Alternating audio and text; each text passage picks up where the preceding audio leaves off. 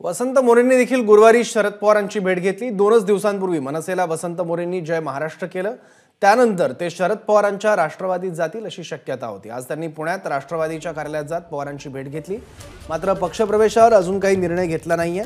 पुण्याचं मैदान मारण्यासाठीच आपण ही भेट घेतली असं मोरे म्हणाले।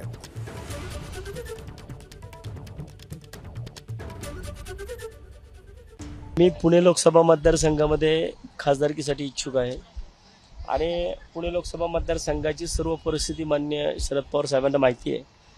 तरीसुद्धा या ठिकाणी कशा पद्धतीने मी खासदार होऊ शकतो, मी उमेदवार होऊ शकतो हे मी साहेबांना सांगितले की साहेबांनी या बाबतीमध्ये काँग्रेसच्या नेत्यांसोबत सुद्धा बोललं पाहिजे। ते जर त्यांच्यासोबत बोलले तर मला वाटतं की या ठिकाणी वसंत मोरे पुण्यामध्ये खासदार होऊ शकतो आणि आघाडीचा मिळू शकतो। एबीपी माझा, उघडा डोळे बघा नीट।